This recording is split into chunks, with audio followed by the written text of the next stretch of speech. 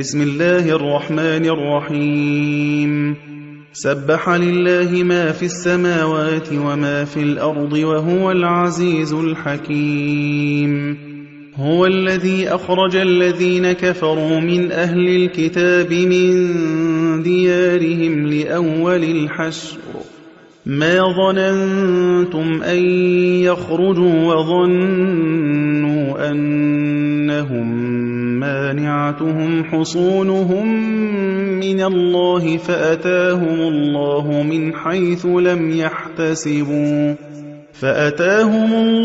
من حيث لم يحتسبوا وقذف في قلوبهم الرعب يخربون بيوتهم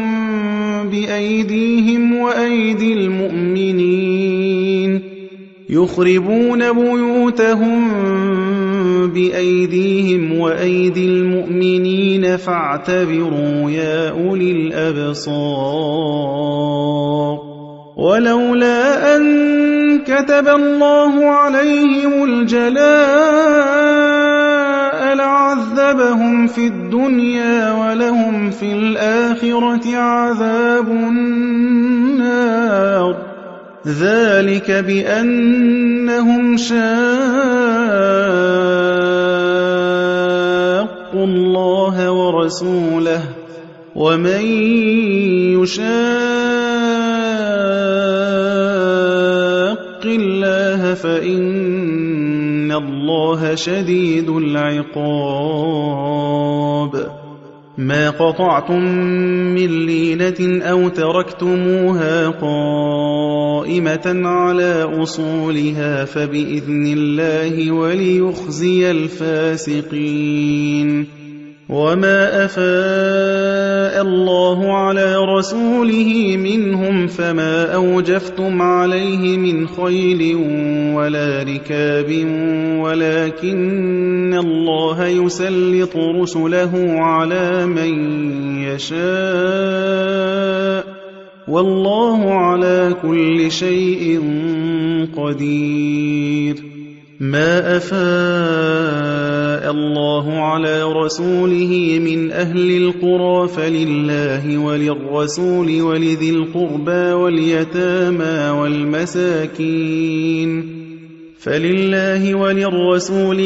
القربى واليتامى والمساكين وابن السبيل كي لا يكون دولة بين الأغنياء منكم وما آتاكم الرسول فخذوه وما نهاكم عنه فانتهوا واتقوا الله إن الله شديد العقاب للفقراء المهاجرين الذين أخرجوا من ديارهم وأموالهم يبتغون فضلا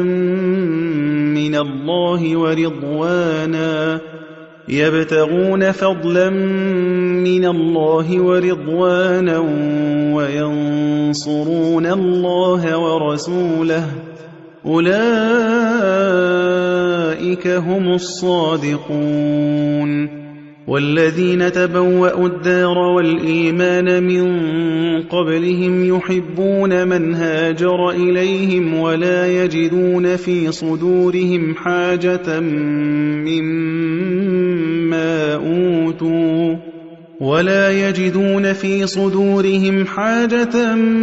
مما أوتوا ويؤثرون على أنفسهم ولو كان بهم خصاصة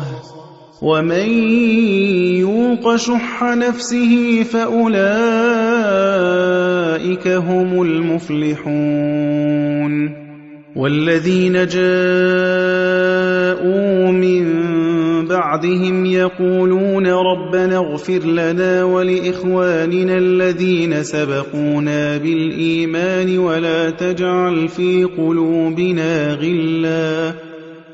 تجعل في قلوبنا غلا للذين آمنوا ربنا إنك رؤوف رحيم ألم تر إلى الذين نافقوا يقولون لإخوانهم الذين كفروا من أهل الكتاب لئن أخرجتم لنخرجن معكم ولا نطيع فيكم أحدا أبدا وإن قوتلتم لننصرنكم والله يشهد إنهم لكاذبون لئن أخرجوا لا يخرجون معهم ولئن قوتلوا لا ينصرونهم ولئن نصروهم ليولن الأدبار ثم لا ينصرون لأنتم أشد رهبة في صدورهم من الله ذلك بأنهم قوم لا يفقهون لا يقاتلونكم جميعا إلا في قرى محصنة أو من وراء جدر بأسهم بينهم شديد تحسبهم جميعا وقلوبهم شتى ذلك بأنهم قوم لا يعقلون كمثل الذين من قبلهم قريبا ذاقوا وبال أمرهم ولهم عذاب أليم كمثل الشيطان إذ قال للإنسان اكفر فلما كفر قال إني بريء منك إني أخاف الله رب العالمين فكان عاقبتهما أنهما في النار خالدين فيها وذلك جزاء الظالمين يا أيها الذين آمنوا اتقوا الله ولتنظر نفس ما قدمت لغد واتقوا الله إن الله خبير بما تعملون ولا تكونوا كالذين نسوا الله فأنساهم أنفسهم أولئك هم الفاسقون لا يستوي أصحاب النار